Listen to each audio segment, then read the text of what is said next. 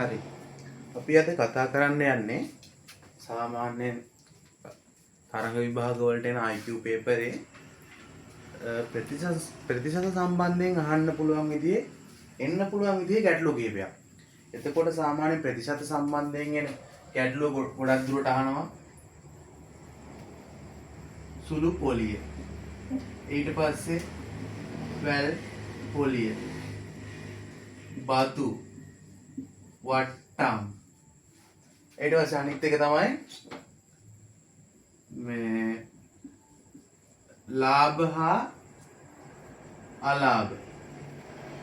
ගොඩක් දුරට ඔන්න ඔය කොටස් ටිකෙන් තමයි IQ පේපරේට ප්‍රතිශත වලින් ගණන් 5ක් වගේ එනවා. ඒ ගණන් 5 එන්නේ මෙන්න මේ වගේ දේවල් වලින් ගොඩක් දුරට මෙන්න මේකෙනුත් එනවා අඩුයි. මෙන්න මේ හතරෙන් වගේ තමයි ගණන් එන්නේ. එතකොට අපි ඉස්සෙල්ලාම සුළු පොලියෙන් කතා කරමු. කොහොමද ඒ වගේ ගණනක් හදන්නේ කියලා.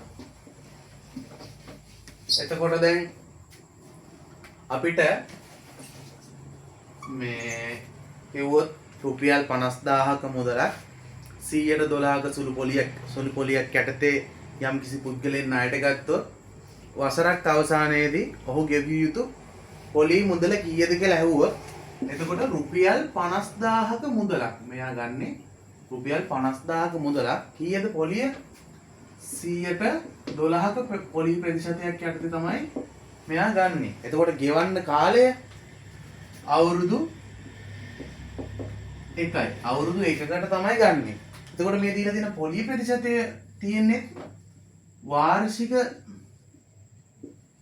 පොලි අනුපාතිකයක් තමයි 112ක වාර්ෂික පොලි අනුපාතිකයකට රුපියල් 50000ක මුදලක් අවුරුදු 1ක කාලයකට තමයි ගන්නෙ. එතකොට මෙයා ගෙවිය යුතු මුළු පොලිය කීයද කියලා ඇහුවොත් අවුරුද්දක් අවසානයේ ගත්ත පුද්ගලයාට අපි කොහොමද හදන්නේ? රුපියල් 50000 වැඩි කරන්න ඕනි 112න්. ඒ කියන්නේ 112 කියන එක අපිට ලියන්න පුළුවන් මෙන්න මේ විදිහට. මෙන්න මේකම මෙන්න මේ විදිහට දාලා තමයි අපි ගාන හදන්නේ.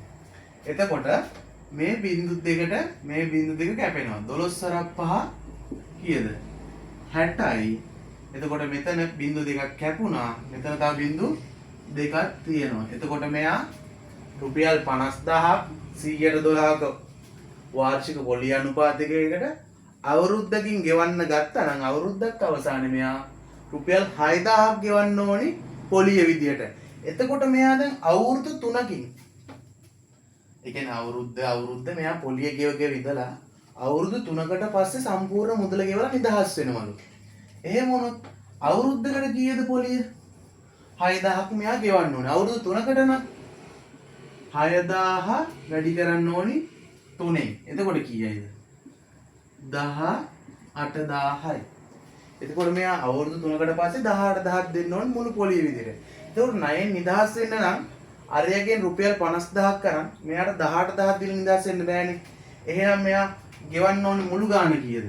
අර රුපියල් 50000යි ඊට අමතරව මෙතන මේ 18000ක් 1000යි දෙකම තමයි දෙන්න ඕනේ ණයෙන් නිදහස් වෙන්න. එතකොට ඔක්කොම කීයක් ගෙවන්න ඕනේ මේ අවුරුදු 3කට පස්සේ ණයෙන් නිදහස් වෙන්න?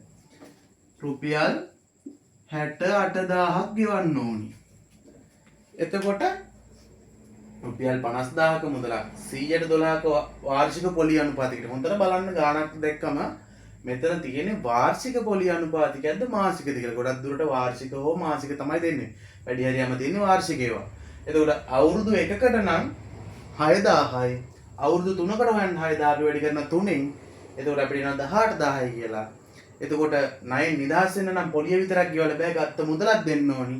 එතකොට ඒ දෙක එකතු කරන් ණයෙන් නිදහස් වෙන්න මෙයා කීයක් ගෙවන්න ඕනේ අවුරුදු 3ක් අවසානයේදී?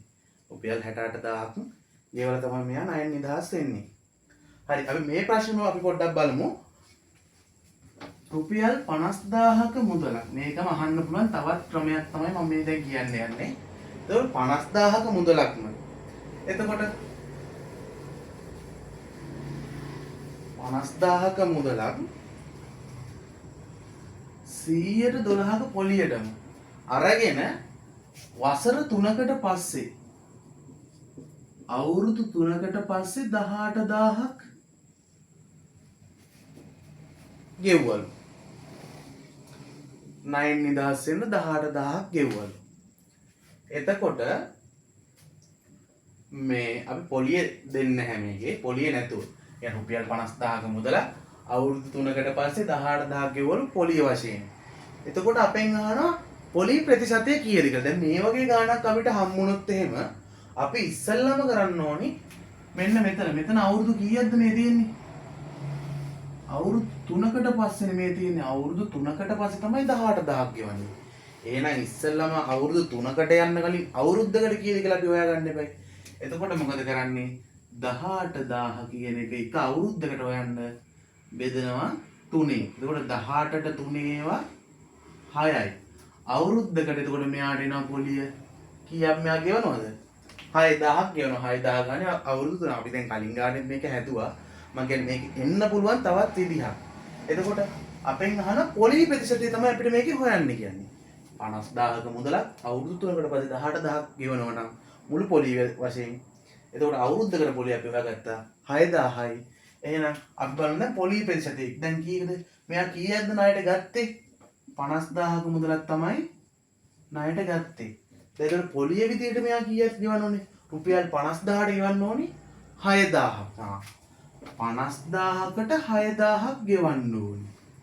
එහෙනම් අපි දැන් ප්‍රතිශතයක් වශයෙන් 100කට කීයද කියලා බලන්නේ. දැන් රුපියල් 50000කට නම් 6000යි.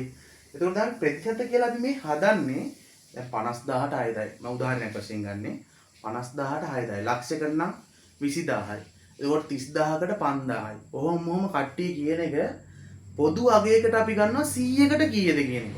එක එක ගණන් වලට ඔහොම කියන එක ගණන් අපිට දැන් එහෙම කියනවට වඩා ලේසි.